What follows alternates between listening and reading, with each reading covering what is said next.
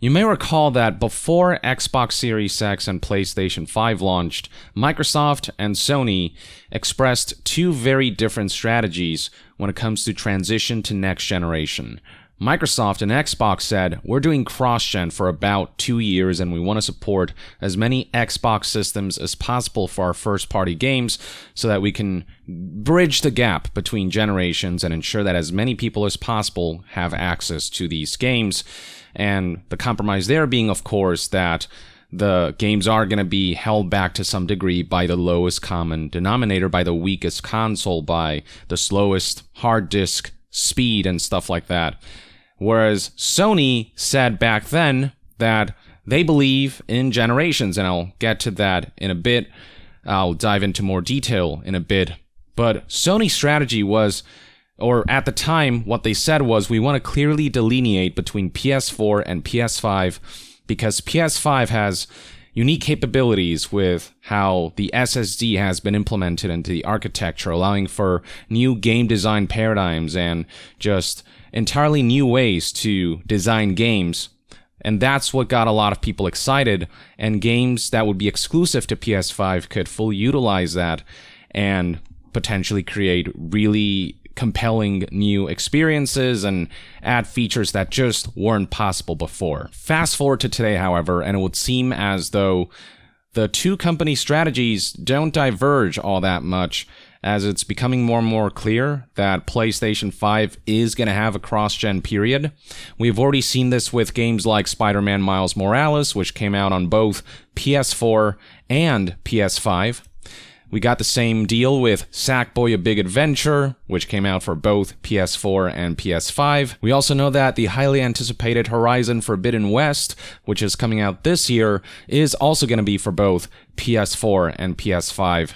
And the cross-gen conversation made headlines again across media outlets and social media because of recent announcements from Sony that even more games are going to be cross-generation, namely the next God of War, which is assumed to be titled God of War Ragnarok, but we don't know the official title yet, and Gran Turismo 7. And Gran Turismo 7 specifically was advertised for PS5 exclusively, and now they're kind of backpedaling on that, saying it's coming out for both PS4 and PS5. And so the debate once again has cropped up. Is this going to hold back these games, the full potential of these titles? You know, what are the pros and cons of this? And what the hell, Sony? I thought you said, we believe in generations. And that statement now has aged extremely poorly. And regardless of how you feel about the whole cross-generation aspect, that much is true. And for those who don't know where this statement comes from, this was from a games industry article published back in May 29th, 2020. And here's the excerpt in question. The article states the following. One way to keep PS4 users engaged would be to make upcoming PS5 games playable on the older machine, just like Microsoft is proposing with its Xbox Series X games being playable on Xbox One. Yet Ryan says that's not something PlayStation is interested in doing.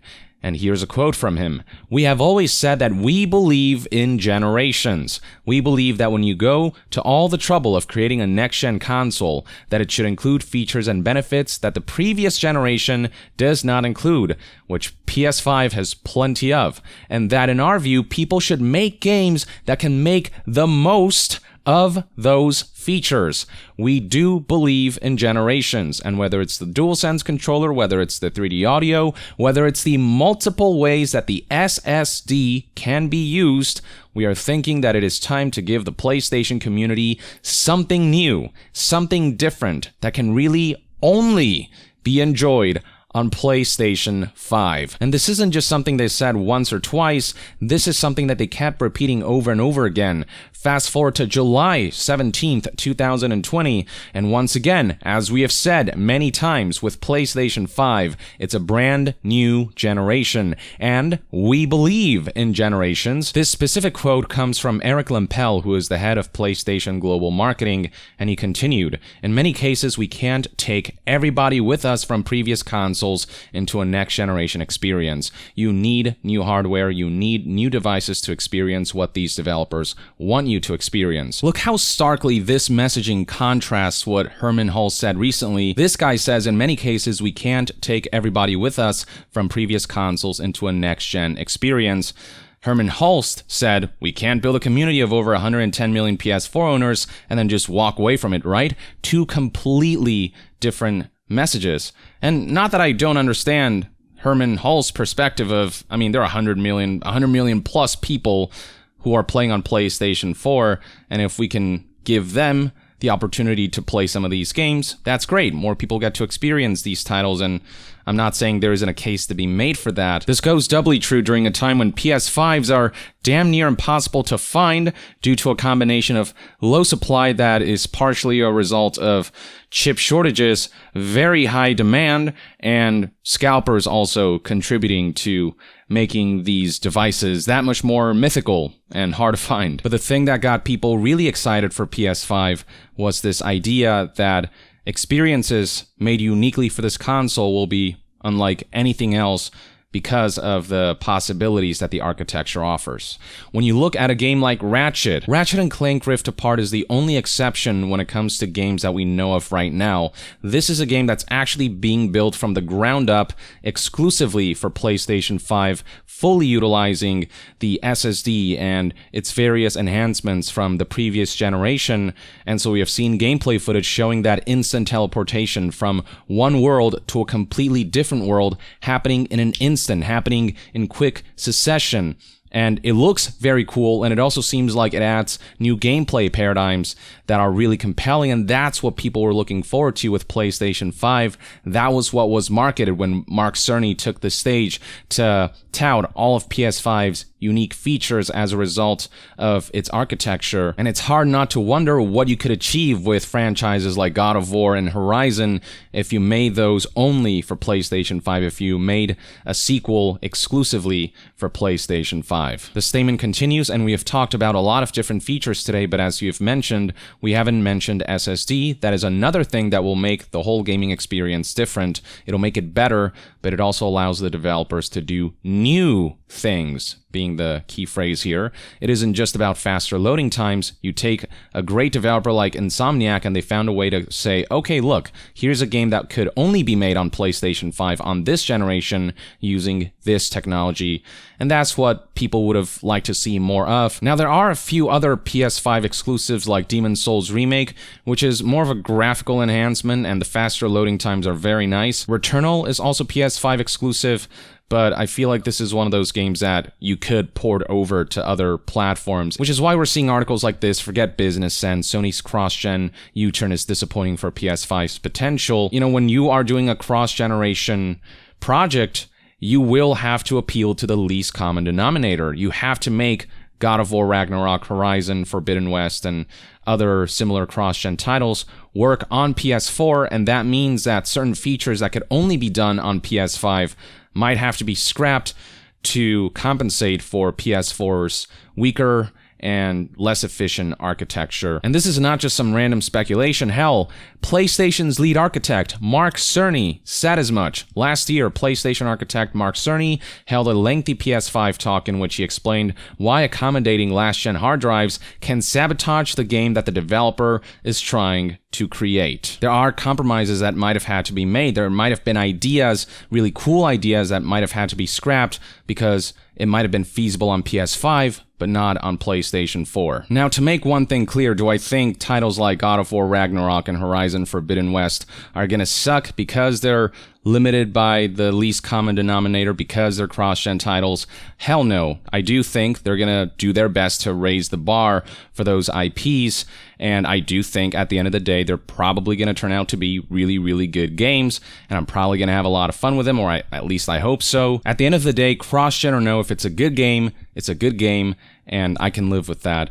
But at the same time, I have to admit there's a part of me that is a little disappointed that Mark Cerny's promises of this SSD revolution isn't gonna take place until further into PS5's life cycle. I've little doubt that we're absolutely going to start seeing PS5 exclusive titles, games made exclusively for PS5 from the ground up. We're going to start to see a lot more of those as the years go by. And in fact, Herman Hulst did say in this Q&A post that was published recently that PlayStation Studios have more than 25 titles in development. Almost half of these are new IP. The other half, they're titles that are set in franchises that PlayStation fans already know and love. I have little doubt that a significant portion of these 25 titles that are currently in development will be PS5 exclusive, but it would have been really interesting to see what God of War Ragnarok could have turned out to be, how much further they could have pushed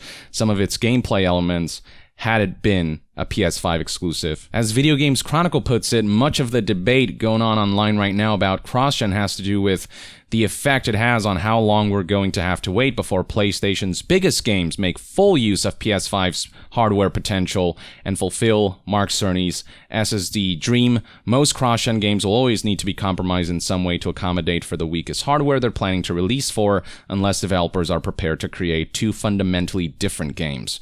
This is 100% true. As for the kinds of compromises we can expect, we're not just talking about graphics and performance, we're talking about things like AI, physics, the number of enemies on screen, and the size and complexity of the environments. Mark Cerny emphasized that level design is largely affected by stuff like this, stating last year the primary reason for an ultra-fast SSD is that it gives the game designer freedom, or to put that differently, with a hard drive, the 20 seconds that it takes to load a gigabyte can sabotage the game that the developer is trying to create. The limitations of HDD is why level design can be so labyrinthian at times, and why you might see constantly things like having to squeeze through those narrow passageways slowly.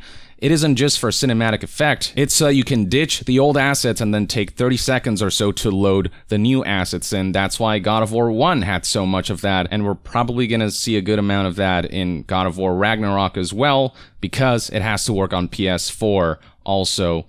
Is that going to ruin the game? No, but again, the mind reels at the kinds of ways the world, the level design could have been opened up and made to be more expansive, or some of the new ways it could have approached world design and level design had it been PS5 exclusive. There's also something to be said about the marketing aspect of things, the way Sony kept repeating "we believe in generations" over and over and over again, and then not really fully living up to that at this juncture of this generation of consoles.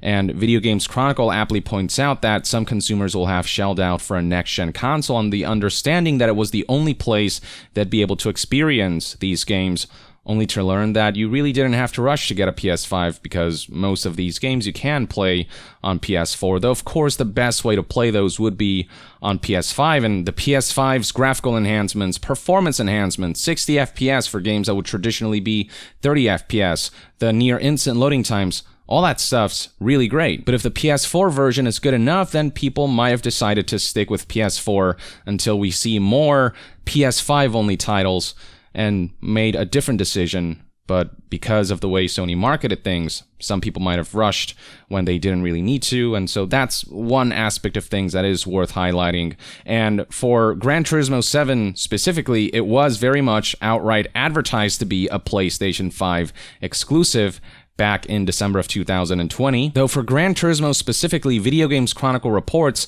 that I understand the decision to release a PS4 version was made only fairly recently for GT7. But when it comes to some of the other games like Horizon Forbidden West and God of War, those were planned to be cross-gen from the outset, since the beginning. But Sony didn't mention this. Sony did not mention the last-gen console during the announcement of either title, which means that when they kept repeating "we believe in generations," they knew full well that both Horizon Forbidden West and God of War Ragnarok, among a few other titles, wouldn't fully live up to that statement. This statement that has aged extremely poorly. Do I think this whole cross-gen aspect is the end of the world? No. Again, if a game is good, then it's good. But at the same time, we have to scrutinize the marketing here. which was misleading marketing. Now, for Horizon specifically, one of the developers did speak to Game Informer to discuss the differences between PS4 and PS5, and as expected, the core differences are graphical and performance. For PlayStation 5, we can go much further, of course, visually. We can add a lot more detail graphically. The rendering technique for the underwater scenes is special on the PlayStation 5. It has extra details and extra systems. The wave technique is better on that system as well. The lighting on Aloy on the PlayStation 5 has much more definition. We use a special cinematic lighting rig that on the PlayStation 4 is only used in cutscenes. We have more processing power in those scenes. But for the PlayStation 5, we have plenty of processing power, so we can have that lighting rig always available. And that's all well and good. That's super neat. I'm looking forward to these enhancements. I'm looking forward to playing this game on PlayStation 5. But at the same time, it is important to emphasize that one of the big messages surrounding PlayStation 5 is that for Sony and PlayStation, this generation is more than just about enhancing graphics and performance. It's about enhancing how games are made and how you can interact with games. And on some level, they've already kind of given us a glimpse of that, but they place such a big emphasis on that aspect that for us to suddenly learn that for this first year, year and a half, or maybe 2 years of PS5's life cycle, we might get a good amount of cross-gen titles that will limit the ability for those games to fully shine on PlayStation 5. It's understandable that some people might be peeved at Sony's messaging and marketing, and it's understandable that some people might be disappointed at the prospect of big games like God of War and Horizon not realizing their full potential, not being able to be pushed further because of the PS4's limitations, and having to wait for God of War 3 or Horizon 3 to see what a PS5 exclusive version of those franchises could look like, just how much more things could be opened up. It's also hard to not think about the possibility that having to make both a PS5 and PS4 version of a game might be additional workload that might have led to things like God of War Ragnarok being delayed. That is purely speculation. That game was recently delayed from 2021 to 2022, which, by the way, I fully support. Take as much time as you need. We have seen enough rushed, broken releases. But there's probably a good amount of extra time and effort being spent on ensuring that these games can run on, hell, base PS4 even. But with all said and done, the transition to Sony mainly releasing PS5 games isn't a matter of if, it's a matter of when. And it's also worth mentioning that COVID obviously made everything a lot more difficult in terms of manufacturing PS5s and game development as a whole.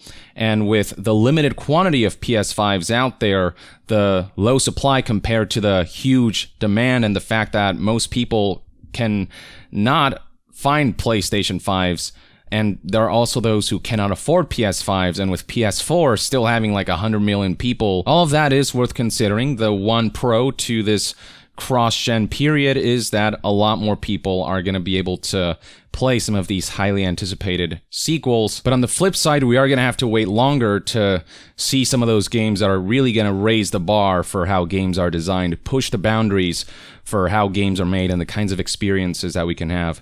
And that's mainly where the disappointment lies. But that's just one man's take on everything. Let me know in the comments below what you think about Sony's announcements of more cross-gen titles.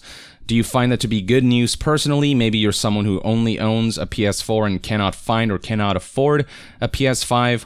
Or are you among the crowd that believes that Sony should have committed more to purely PS5 exclusives and just tap into that potential from the outset? Share your thoughts in the comments below, and to be further updated on all things gaming news, reviews, and discussions, stay tuned right here on Young Yeah. I'll see you guys next time. Young out.